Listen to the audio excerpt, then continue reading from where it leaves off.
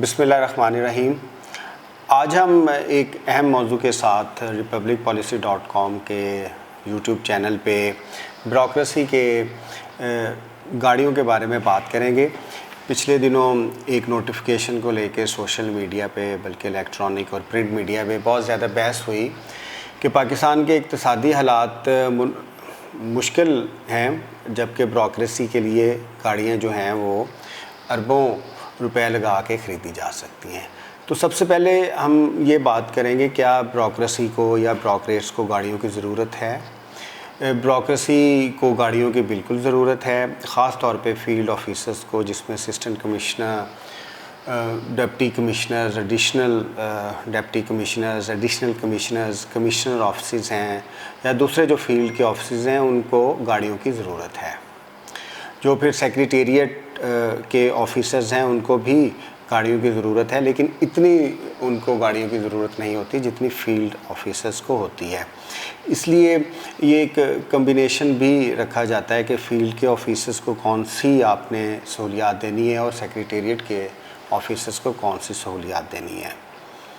लेकिन इसके साथ ये भी बहुत ज़रूरी है कि आप पाकिस्तान की इकॉनमी जो पर्क्स एंड प्रिविलेजेस हैं ब्यूरोक्रेसी के, उनको बर्दाश्त कर सकती है। क्या ब्यूरोक्रेसी जो है वो परफॉर्म करती है अपने पर्क्स और प्रिविलेजेस के लिहाज से।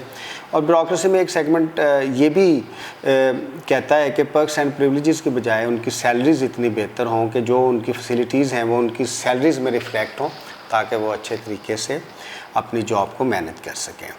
तो सबसे पहले ब्यूरोक्रेसी को गाड़ियों की ज़रूरत है, लेकिन क्या जो मौजूदा तरीक़ाकार है गाड़ियों को ख़रीदने का वो फिनेंशली या एडमिनिस्ट्रेटिवली मुनासिब है।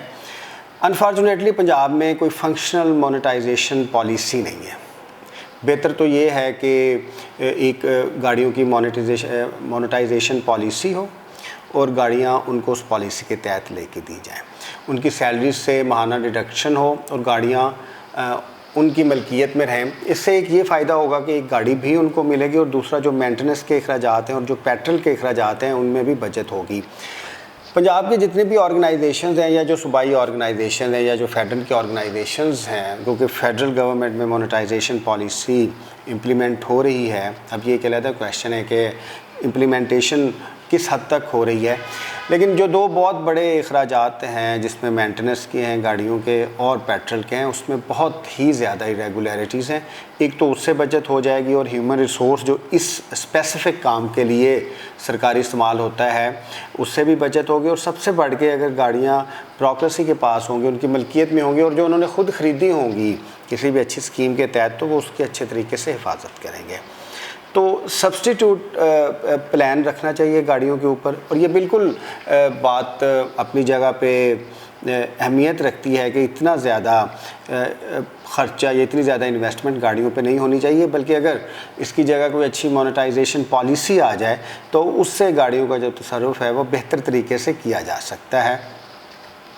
अब इसके साथ एक और इशू भी साथ इसके है कि गाड़ियाँ सरकार के पास हैं। अगर आप SNGAD पंजाब की बात करें तो SNGAD की डिस्पोजल पे, जिसमें PAS और PMS के 1500 से ज़ायद ऑफिसर्स हैं, इससे ज़्यादा गाड़ियाँ उनके पूल में हैं।